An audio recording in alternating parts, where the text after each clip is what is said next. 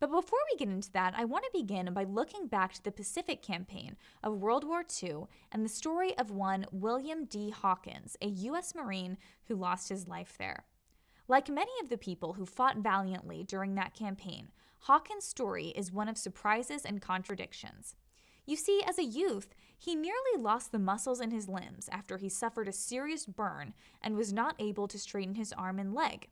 His mother refused the procedure, opting instead to nurse him back to health by massaging his limbs for several hours each day. Hawkins' limbs recovered. After the bombing of Pearl Harbor, he decided to enlist, but neither the Navy nor Army would take him because of his scars. The Marines, on the other hand, had no problem and welcomed him into their ranks.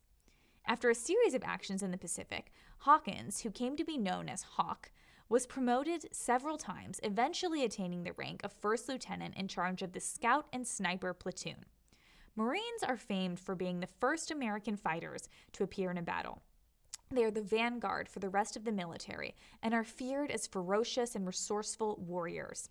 To be a scout platoon for the Marines, then, meant you were not just the tip of the spear, but the very first point. Hawk was a Marine's Marine. How odd, then, when you think about his childhood, when he was too injured to even move. But none of that mattered to Hawk. In fact, he was known to laugh in the face of danger and was quite the quipper.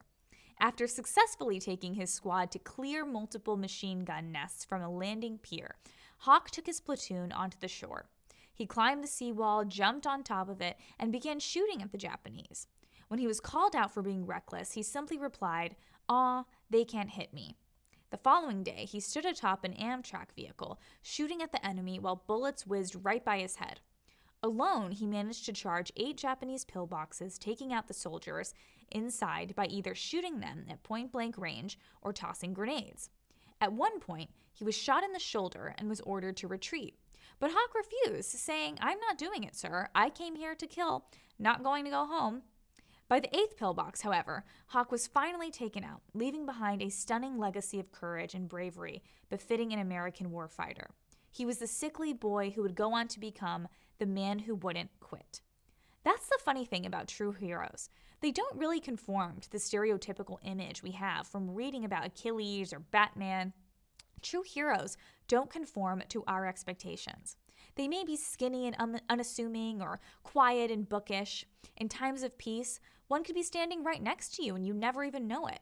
But in times of great conflict, when the stakes are real, these people have a habit of rising from the most unexpected places. We used to live in a time of relative peace and normalcy, one where we were too quick to associate someone's appearance with their character.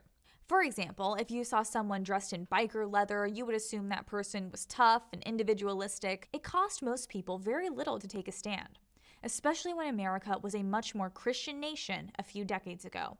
It wasn't really asked of us. Whereas today, if you speak out against our racist and tyrannical corporate overlords, you are just as likely to be raided by the FBI, lose your job, be thrown into the DC gulag, prosecuted as a violent extremist. In comparison to the man who chose to wear biker leathers in the 1980s and be a rebel, for example, ordinary people today are facing real strife and dangers just for standing up for common sense ideas.